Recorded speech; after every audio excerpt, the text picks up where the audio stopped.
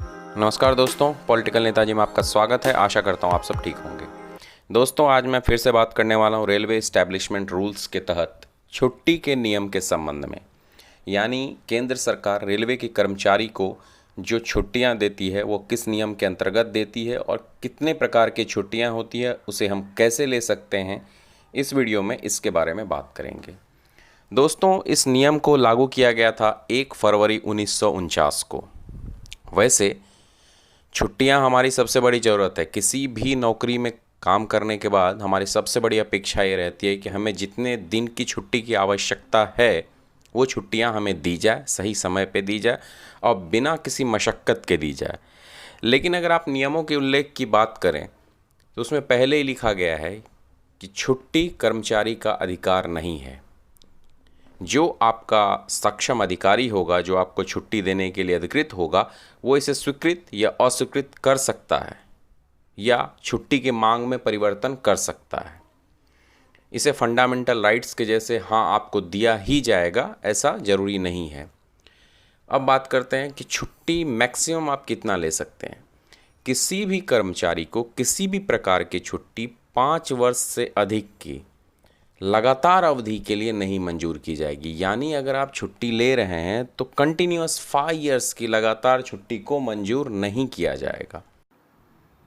5 वर्ष से अधिक दिनों की छुट्टी के लिए सभी ग्रुप सी कर्मचारियों को अपना एप्लीकेशन रेलवे के जीएम को भेजना पड़ता है। और यह मैं रेलवे के एम्प्लॉयज़ के बारे में बात कर रहा हूँ। वो चीफ फाइनेंशियल एडवाइज़र की सहमति से, वह सीपीआरओ की सहमति से इसको लागू करेगा।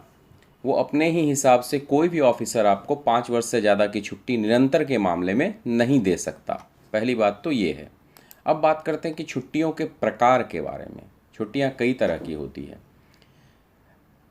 पहली, औसत वेतन छुट्टी यानी एपीएल जिसे रेलवे में कहा जाता है। अर्ध औसत वेतन छुट्टी यानी हाफ एवरेज पे लीव।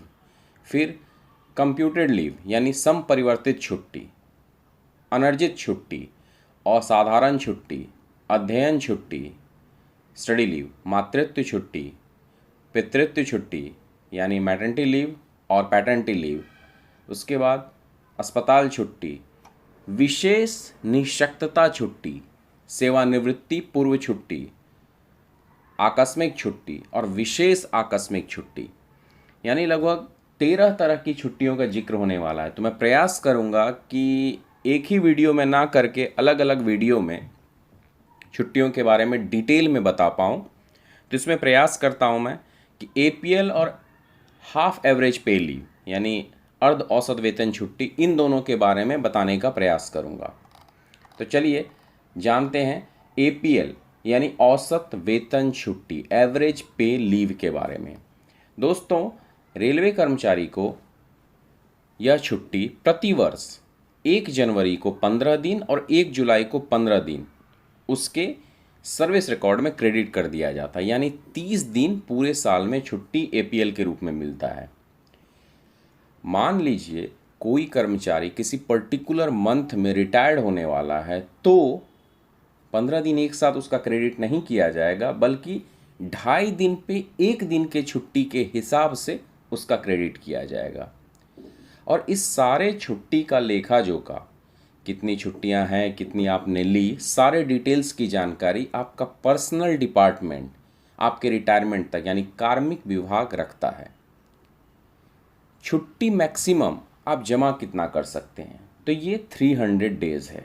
यानी 300 दिनों की छुट्टियां आप एक्युमुलेट करके रख सकते हैं। उसका आपको रिटायरमेंट के समय में उस हिसाब से आपको इनकैशमेंट दिया जाता है। एक बार में अगर आप छुट्टी लेते हैं तो मैक्सिमम एक बार में 180 दिन की छुट्टी स्वीकृत की जा सकती है। अब मैं बात कर रहा था इनकैशमेंट ऑफ लीव के बारे में। तो रिटायरमेंट के टाइम में अगर आपका 300 दिन का छुट्टी बचा हुआ है तो उसका इनकैशमेंट आप करवा सकते हैं।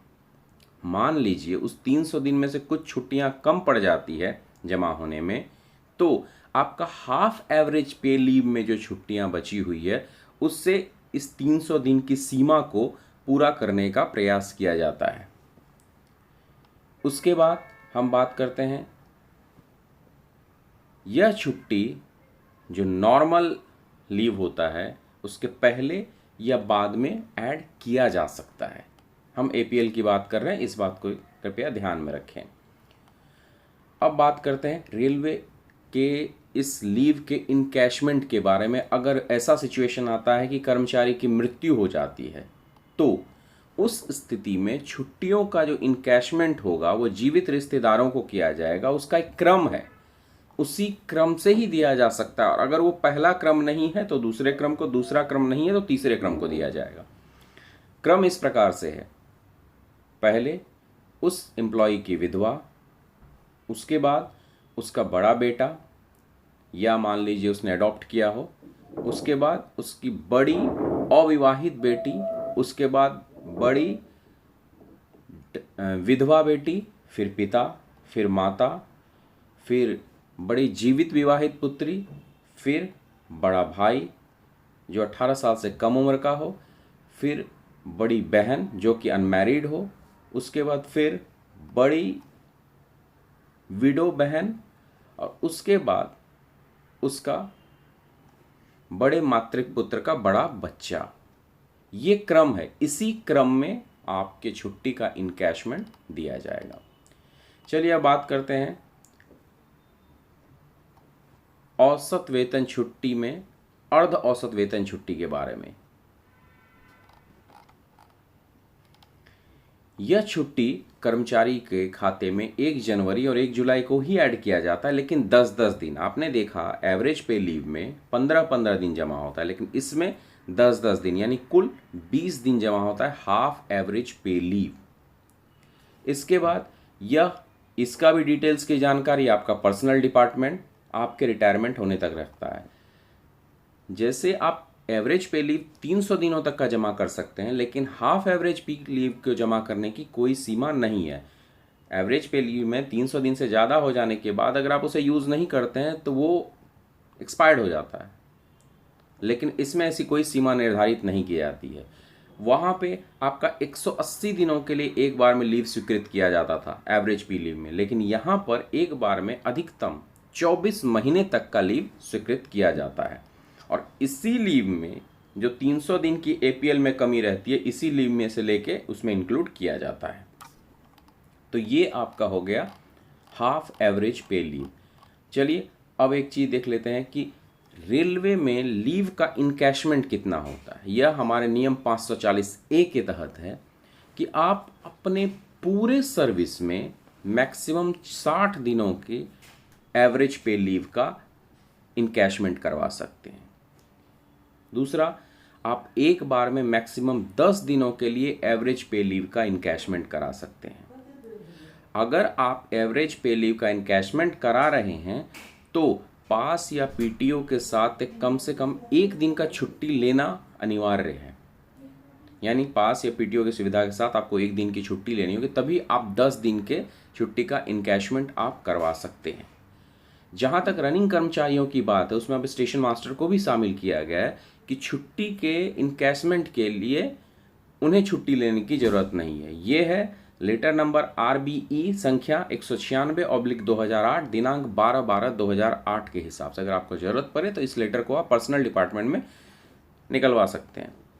छुट्टी का अगर आप इनकैशमेंट करवा रहे हैं तो आपके खाते में कम से कम 30 दिन की छुट्टी बची हुई होनी चाहिए।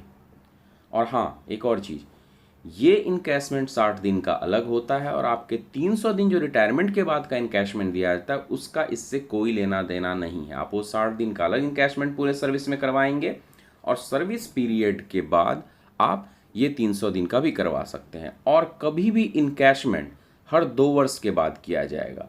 जैसे उसका स्पेल है 2008 से 2010, 10 से फिर 12, 12 से 14, 14 से 16 और 16 से 18 और इसी प्रकार से आगे बढ़ते हुए क्रम में आप उसका इनकैशमेंट करवा सकते हैं। तो ये थी जानकारी एपीएल, एवरेज पे लीव, हाफ एवरेज पे लीव, HAPL और लीव इनकैशमेंट के बारे में। आगे भी बाकी छुट्टियों के बारे में मैं जानकारी लेके आता रहूँगा। अगर आपको जानकारी अच्छा लगा हो तो लाइक करें, शेयर करें, सब्सक्राइब करें। धन्यवाद दोस्तों।